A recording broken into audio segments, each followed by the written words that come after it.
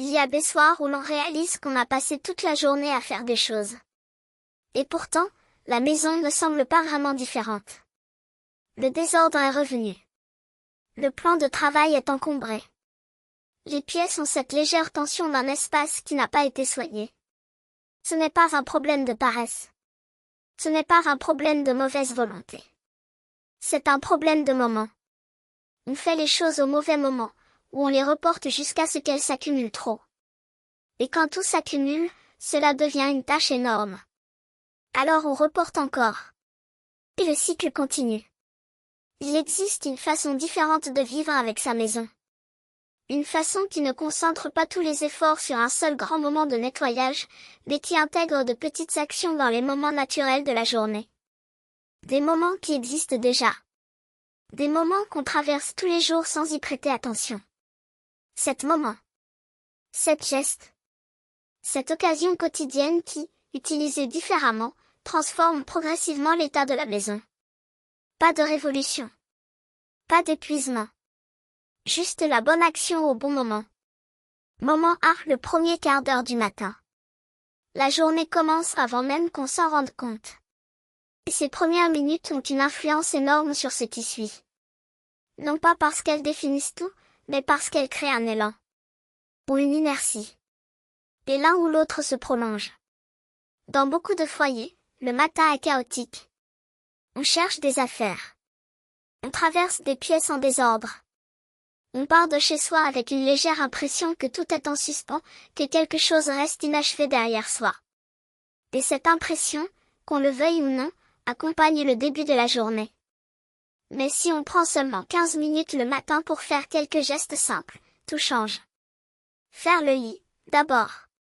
Pas de façon parfaite. Pas comme dans un hôtel.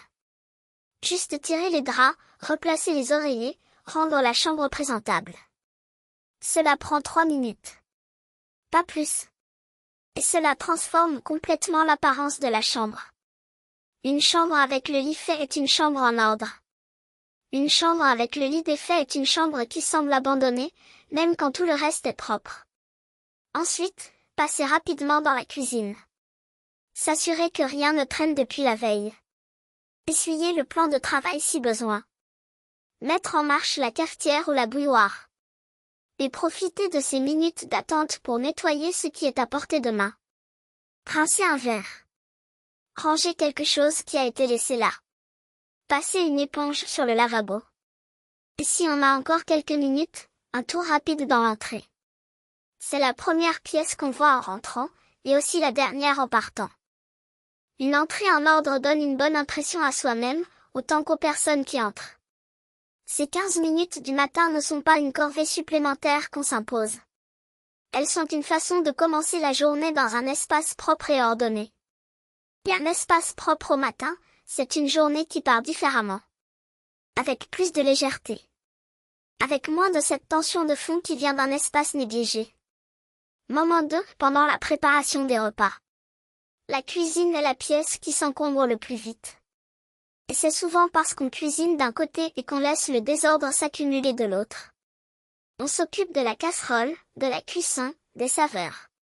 Et pendant ce temps, les emballages s'entassent, les ustensiles sales s'accumulent, le plan de travail se couvre de résidus et de miettes.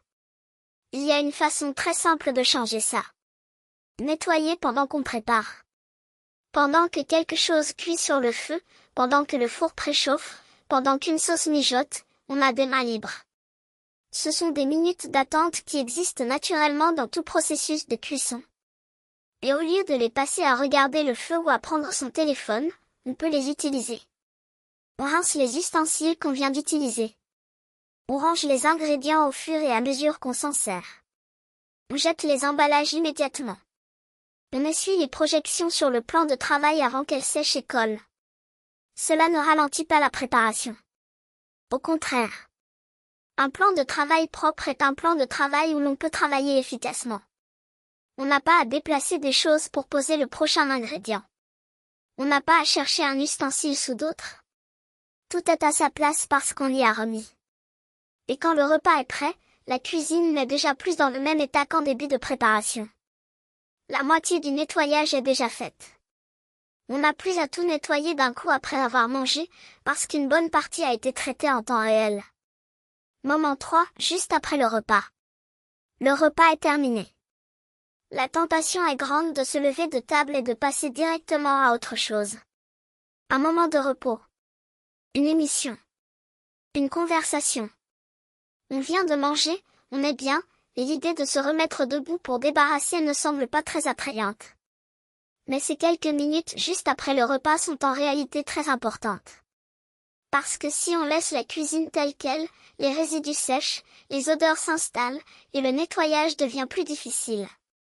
Et le lendemain matin, on entre dans une cuisine qui porte encore les traces de la veille. 10 minutes suffisent. Pas plus. Débarrasser la table. Rincer les assiettes et les mettre dans le lave-vaisselle ou les laver rapidement si elles sont peu nombreuses. Essuyer la table et le plan de travail. Passer un coup sur l'évier. S'assurer que rien ne traîne. Ce n'est pas grand-chose. Et pourtant, l'effet est immédiat. On entre dans la soirée avec une cuisine propre. Et cette sensation change quelque chose? On est dans un espace qui n'accuse plus le repas. Qui est neutre, propre, disponible pour la suite. Le secret est de ne pas s'asseoir avant d'avoir fait ces 10 minutes. Parce qu'une fois assis, il est beaucoup plus difficile de se relever. Le corps s'installe dans le repos. L'envie passe. Et la cuisine reste telle qu'elle. Mais si on fait ces gestes directement dans l'élan du repas, dans la continuité naturelle du moment où on mange, cela fait partie du rythme. Ce n'est plus une interruption. C'est la fin logique du repas. Moment 4, en passant d'une pièce à l'autre. Combien de fois dans une journée passe-t-on d'une pièce à une autre? Des dizaines de fois, facilement. On va de la chambre à la cuisine, du salon à la salle de bain, du couloir à l'entrée. On se déplace constamment dans sa propre maison. Et à chaque passage, les mains sont souvent vides. On va d'un endroit à un autre sans rien porter, alors qu'il y a presque toujours quelque chose qui n'est pas à sa place dans la pièce qu'on quitte ou sur le chemin qu'on emprunte. On va de la cuisine au salon. On voit un verre laissé sur la table basse. On pourrait le ramener en cuisine. On va de la chambre à la salle de bain. On aperçoit une serviette mal rangée. On pourrait la replacer. On traverse le couloir. On remarque un objet posé par terre. On pourrait le ramasser et le remettre où il appartient. Ce principe est simple. Chaque fois qu'on passe d'une pièce à l'autre, on prend quelque chose avec soi. Quelque chose qui appartient à la pièce vers laquelle on se dirige, ou quelque chose qui traîne et qui peut être remis en ordre en passant. C'est un geste qui ne demande aucun temps supplémentaire. On se déplace de toute façon. Il s'agit juste de l'attention. Juste de voir ce qui peut être ramené. Juste d'avoir les mains rarement vides quand on se déplace. Si cette vidéo vous a fait réfléchir différemment à quelque chose, partagez-le moi dans les commentaires. Cela me fait vraiment plaisir de le savoir. Et au bout de quelques jours d'application de ce principe, on réalise que la maison reste beaucoup plus ordonnée. Pas parce qu'on a fait du ménage. Parce qu'on a simplement profité de chaque déplacement pour ramener une chose à sa place. Et ces petits gestes multipliés par le nombre de déplacements quotidiens représentent un vrai travail d'entretien, accompli sans effort conscient particulier. C'est peut-être le conseil le plus facile à adopter. Parce qu'il ne crée pas de nouveau temps. Il utilise celui qui existe déjà. Moment 5, le rangement de fin d'après-midi. Il y a un moment dans la journée, souvent entre 4 et 6 heures de l'après-midi, qui peut transformer l'état de la maison pour la soirée entière. Ce moment se situe entre la journée active et le début de la soirée. C'est une charnière. Ce n'est pas un grand nettoyage. Ce n'est pas une session planifiée. C'est juste un passage rapide dans chaque pièce principale. 10 à 15 minutes. Pas plus. On ramasse ce qui traîne dans le salon. On remet les coussins en place. On passe un coup sur les surfaces si besoin. On s'assure que la cuisine est à peu près en ordre. On vérifie l'entrée. On range les choses qui ont été déposées dans le couloir. Ce passage de fin d'après-midi prépare la soirée. Il crée un espace accueillant pour les heures qui suivent. Un espace dans lequel on peut se reposer, recevoir quelqu'un à l'improviste, ou simplement s'installer confortablement sans avoir à regarder le désordre autour de soi. Et il rend le rangement du soir beaucoup plus léger. Parce qu'une bonne partie a déjà été faite. Si le soir on repasse dans les pièces, il n'y a plus grand-chose à faire. Juste quelques derniers ajustements. Dans les foyers où cette habitude de fin d'après-midi existe, la soirée se passe différemment. On ne rentre pas dans une maison qui semble réclamer de l'attention. On rentre dans un espace qui est prêt à accueillir le repos. Et cette différence est réelle. Elle se ressent. Elle change l'atmosphère des soirées. Moment-ci, le rituel du coucher. Le soir, avant de dormir, il y a un rituel qui peut changer profondément votre rapport à votre maison. Un rituel discret. Pas spectaculaire. Mais très efficace. Pas un grand nettoyage. Juste 10 minutes. Un tour des pièces principales. On éteint les lumières en passant dans chaque pièce. On vérifie que tout est en ordre.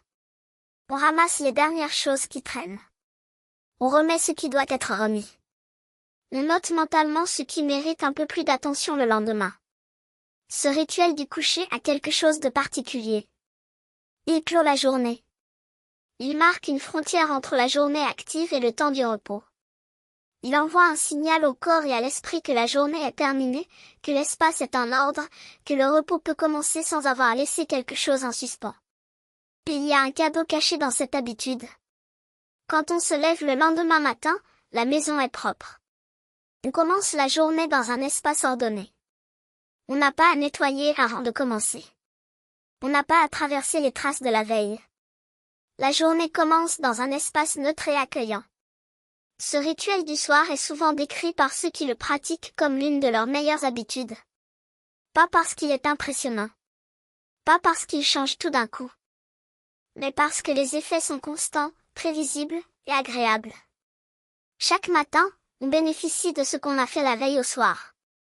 Et cette régularité crée quelque chose de stable et de reposant dans la relation à son espace. Commencez petit. 5 minutes. Juste le salon et la cuisine. Et progressivement, intégrez d'autres pièces. Jusqu'à ce que ce tour du soir devienne aussi naturel que d'éteindre les lumières avant d'aller dormir. Moment 7. Le week-end comme moment de vérification, pas de rattrapage.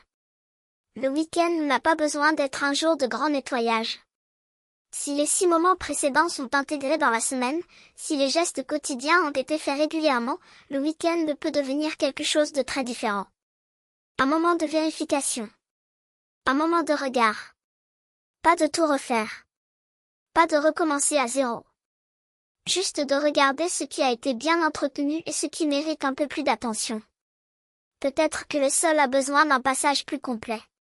Peut-être que la salle de bain mérite un nettoyage plus soigné, avec les recoins et les surfaces moins accessibles. Peut-être qu'un placard s'est un peu encombré et qu'il faut prendre 20 minutes pour le remettre en ordre. Peut-être qu'une pièce mérite un peu plus de soin que d'ordinaire. Mais ce n'est pas la même chose que de tout faire le week-end après une semaine d'accumulation. Parce que si les petits gestes quotidiens ont été faits, il n'y a pas vraiment d'accumulation. Il y a juste un entretien à compléter, à approfondir légèrement, à affiner. Et cela, ça change tout. Le week-end peut redevenir ce qu'il devrait être, un temps pour soi. Pour se reposer. Pour les loisirs. Pour les personnes qui comptent. On s'occupe de la maison avec légèreté, parce qu'on n'est pas en train de rattraper une semaine entière de désordre. On est juste en train de finir quelques petites choses, sans pression, sans épuisement. La maison n'est plus un fardeau qu'on porte toute la semaine pour le déposer seulement le week-end. Elle est un espace qu'on entretient quotidiennement, avec régularité et sans grand effort concentré. Et cette façon de faire est beaucoup plus durable que la méthode du grand nettoyage hebdomadaire. Ces 7 moments sont des occasions que chaque journée offre naturellement. On ne les crée pas. On ne les planifie pas. On les reconnaît. Et on choisit d'en profiter. Le matin pour poser les bases. Pendant la cuisine pour anticiper. Après le repas pour ne pas laisser traîner. En se déplaçant pour ramener les choses à leur place. En fin d'après-midi pour préparer la soirée. Le soir pour clore la journée. et le week-end pour compléter sans effort excessif. Chacun de ces moments pris seul peut déjà changer quelque chose. Ensemble, ils transforment complètement le rapport à la maison. Non pas en ajoutant du travail à la journée, mais en redistribuant l'attention différemment. En remplaçant les grands efforts ponctuels par une présence régulière et légère. Et cette présence, répétée chaque jour, crée quelque chose qu'on ne trouve pas dans les grands nettoyages du week-end. Elle crée une maison dans laquelle on se sent bien tout le temps. Pas seulement le samedi après-midi. Tous les jours. Si vous n'êtes pas encore abonné à cette chaîne, c'est vraiment le bon moment de le faire. Et pensez à activer les notifications pour ne manquer aucune vidéo. Avant de partir, si une idée de cette vidéo vous a fait voir votre maison ou votre vie différemment, dites-le moi dans les commentaires. Je lis tout avec beaucoup d'attention et cela m'aide à vous apporter des contenus qui font vraiment la différence pour vous.